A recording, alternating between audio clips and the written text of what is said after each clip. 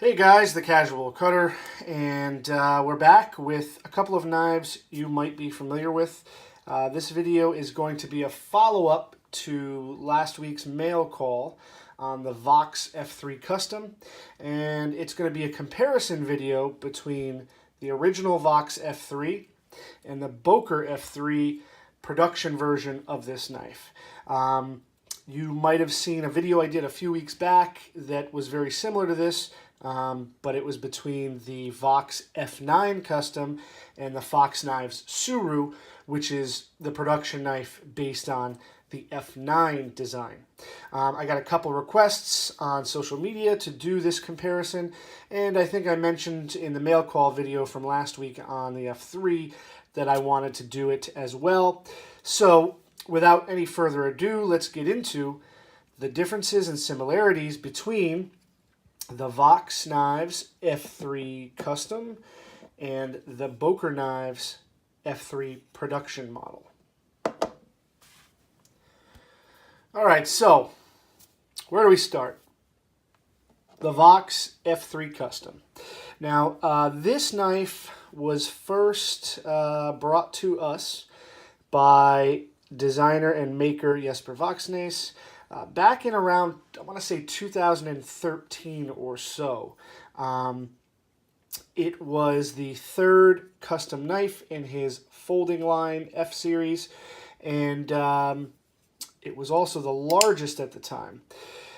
This design caught my eye not when it was debuted by Vox, but actually when I saw the production version pop out, and that's what got the original on my radar. So this has been a knife I've personally been after for a long time. I know I mentioned that in my Grail Call Mail Call video, but it is a beast of a folder. It is my favorite folding knife design of all time, and yeah, I picked it up last week. Finally found someone local who just happened to have one.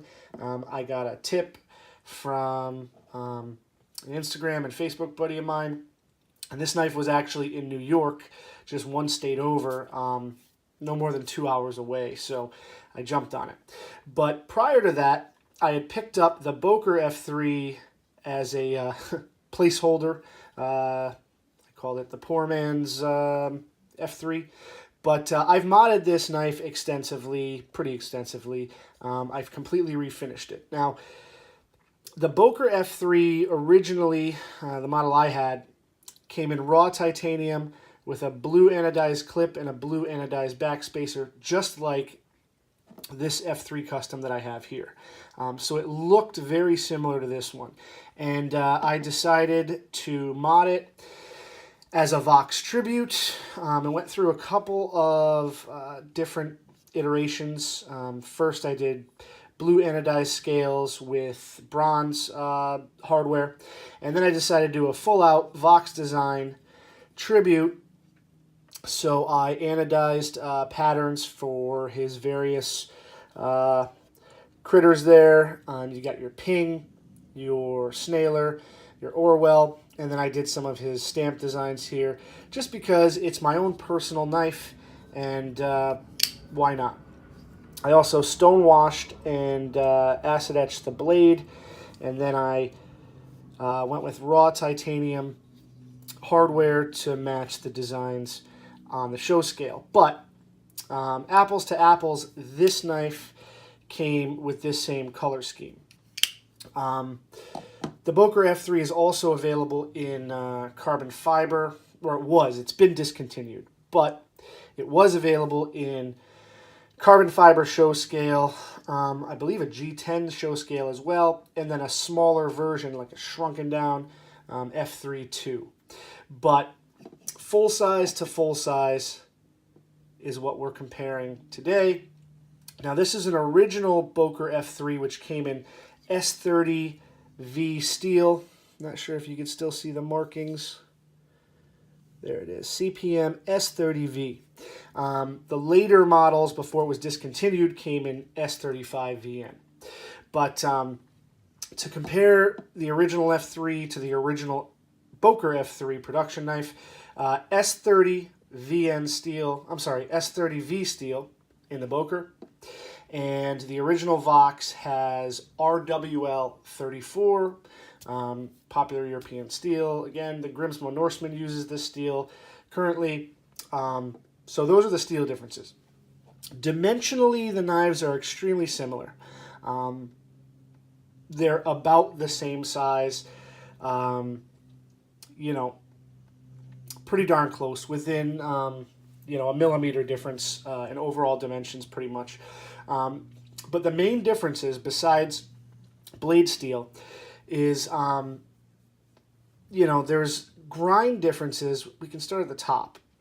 There's grind differences in the blades. Now, Vox, for his F3 custom, there's a high hollow grind on the blade.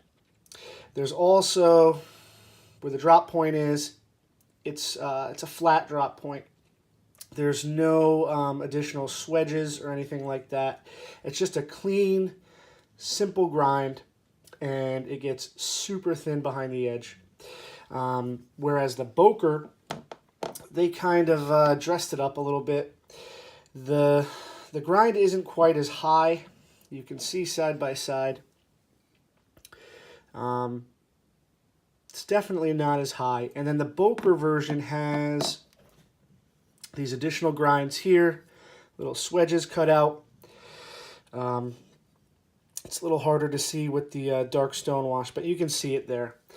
I mean, that's going to be a preference. I personally like this style better. I think it just doesn't detract from the lines of the blade and the overall shape.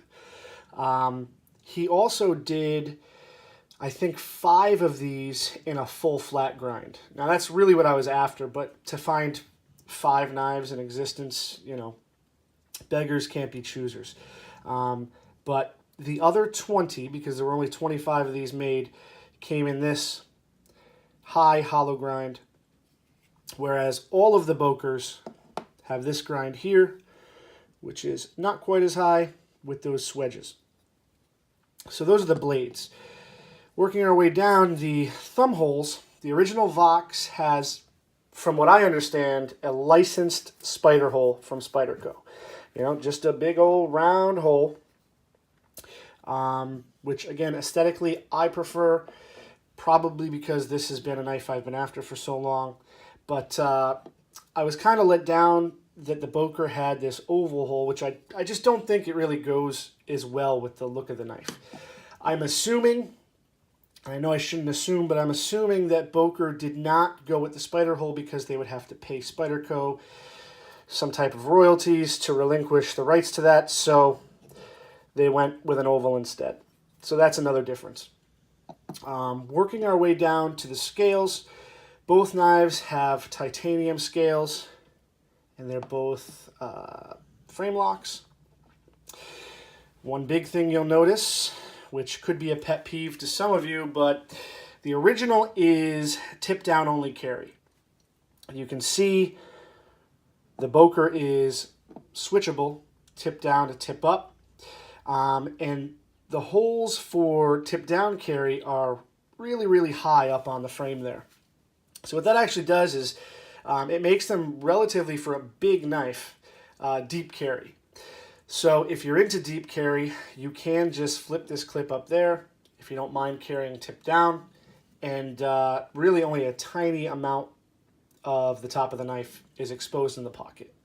I've carried both of these knives numerous times, and you know, I don't really see all that much of a difference for me personally. When I pull the knife out of my pocket in tip up, which is what I usually carry most of my knives in, I pull it out and I have to readjust my hand to open it. All right, so I pull it out of the pocket like this. Now I have the knife, scooch my hand up and open it. With the F3 Custom, where I have no choice, it's in my pocket. I grab it, pull it out, turn it like this, and open it. So for me, there's really not that much difference in adjustment. Pull it out, open it. I mean, we're really nitpicking here because this is a custom knife where there's only 25 ever produced, and this is a production knife.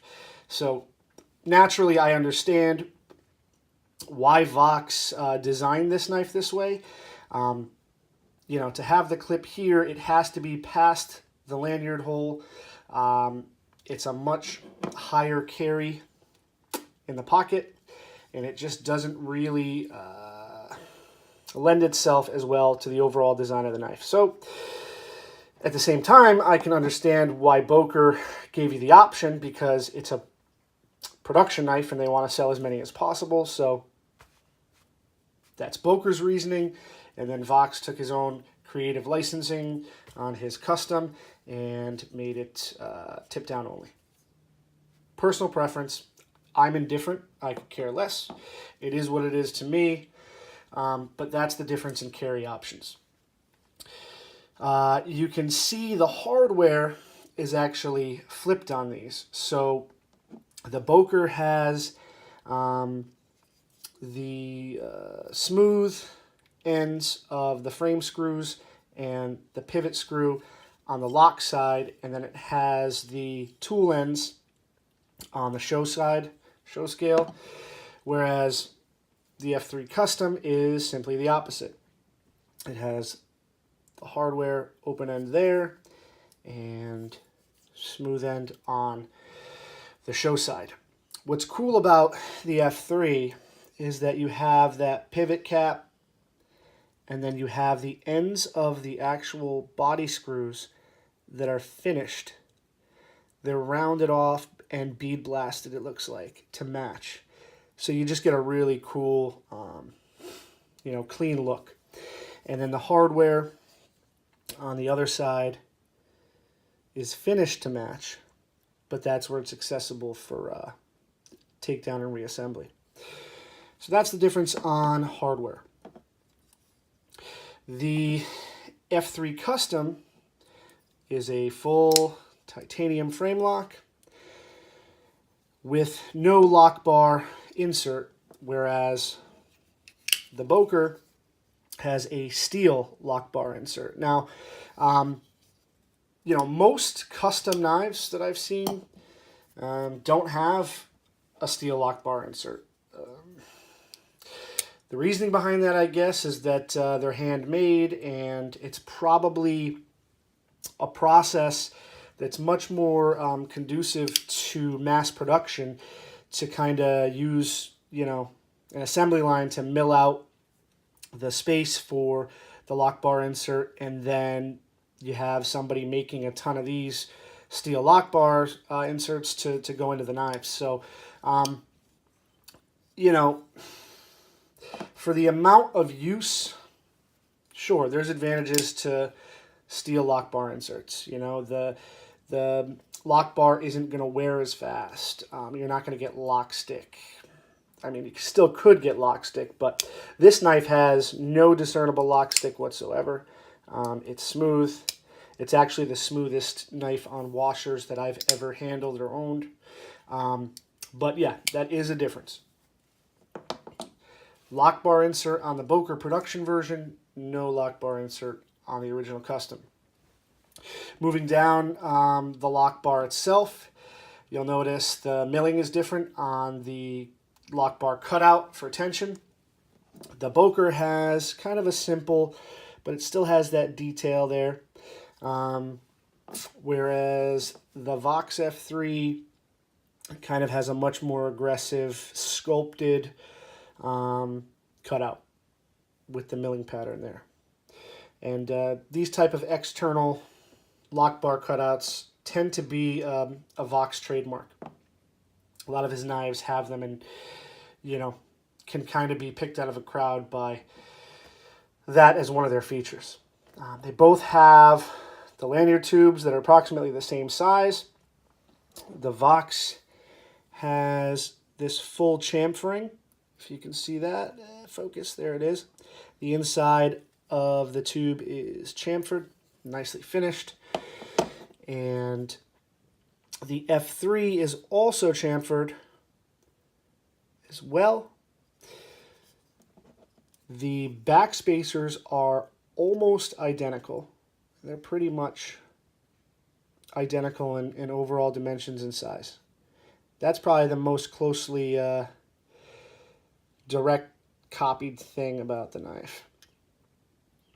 I noticed that if you look at the frames themselves, you can see this surface here, this forward surface, is thicker on the F3 Boker, thinner on the Vox, but then that second chamfered edge is larger on the Vox and slimmer on the Boker.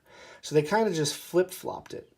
So they're both, you know, about the same dimensions, but you can see the surfaces are flip-flopped.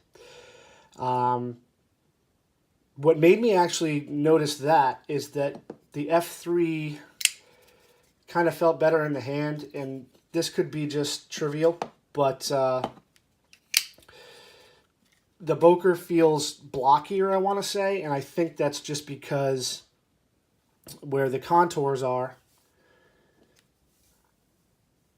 you can see the original F3 is kind of more rounded in the way that they did that he did the machine work on this versus the Boker version. So, that's another difference. What else? Trying to think. Oh, let's get into action.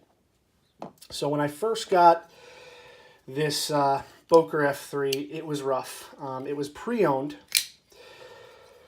And the original owner, or the previous owner, had stonewashed the scales, taken the knife apart, and he put phosphorus bronze washers in the knife.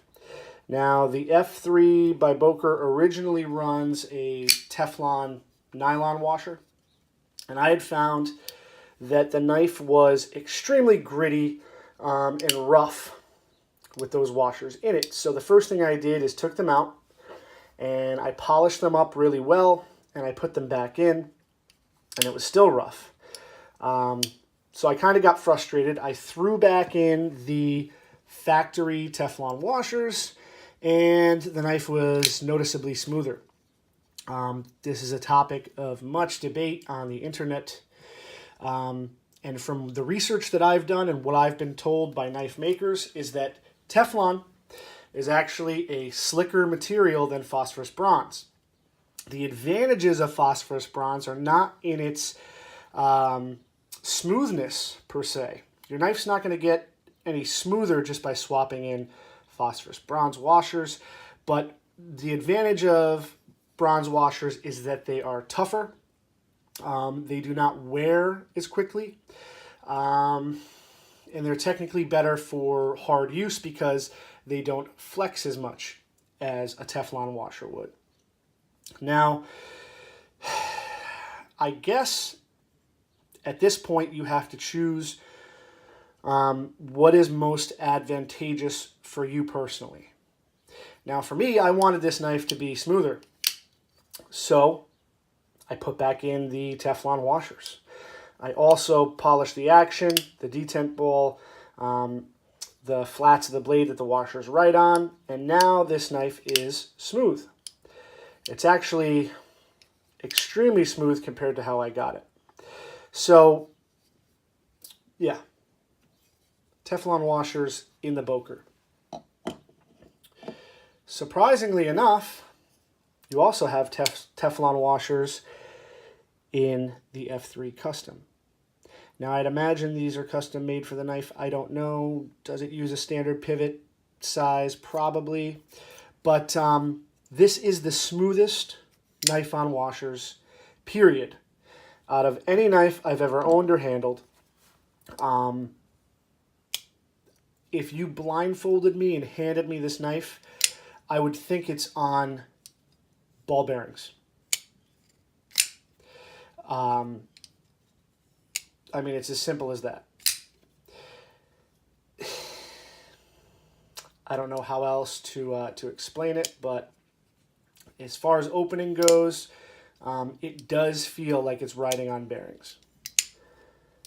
So, I mean, take that for what it's worth, but both knives are running those Teflon washers. Now, after having this for a week, I thought this thing was super smooth.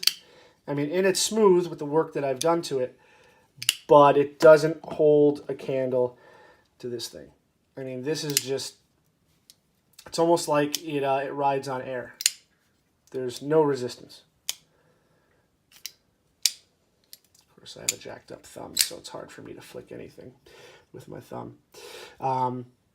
So yeah, that is a similarity right there. Now, I don't know material-wise if the F3 Custom has a better material used in the washers, but they are both that poly substance, plastic, Teflon, whatever you want to call it. And I think that about covers it. So we got steel differences, opening hole differences. The scales are titanium on both. The original has no lock bar insert. The Boker has a lock bar insert. That milling is different. You have tip down carry only versus tip up or tip down. Back spacers are both titanium and are both the same. Oh, blade stock. So I forgot to get my calipers out of the basement again, but it appears that the F3 is slightly thicker blade stock than the Boker. They are pretty damn close, and it's hard to tell being that one is dark washed and one is not. But yeah, I think you can see it right there. As plain as day. The original F3 is thicker. So you have that. We also have that contouring on the scales, which is different. Washers are essentially the same. What else, guys? Hardware is a little different. Milling in the lock bar is a little different. Obviously, price is different. You can't really compare these two. This was a handmade custom. It's only 25 ever made. This was a production knife made in the factory on an assembly line. So I think the F3s, when they were still in production from Boker, ran about $175 for the full-size titanium. And I think that was a reasonable deal for what you got. So, you know, they need a little polishing up to make them better, but, you know, it is what it is. Production knife under $200 with a ton of material. I mean, you get two giant slabs of titanium backspacer and clip, S30V or S35VN. So, you know, it is what it is for $175. The F3 Custom, I don't even know what the original table price was back in 2013 or 2014, but the going rate on them now is all over the place because it's a niche market. It could be anywhere from $1,000 to $1,500. I would assume the table price back then was probably about $850 to $950, somewhere around there. If you know what it was, you can correct me in the comments. But based on his current table prices, I would guess it was somewhere around there. But there you have it, guys. The original Vox F3 compared to the production version Boker F3. If you guys have any additional questions that I didn't touch on in this video, as always, feel free to drop down in the comments and let me know what you want to know. I hope you enjoyed the video and the comparison. Maybe learned something new that you didn't know before. And as always, guys, thanks for watching. Be sure to subscribe and like the video if you want to see more stuff like this. And thanks for watching. Casual Cutter out. I'll catch you guys on the next one.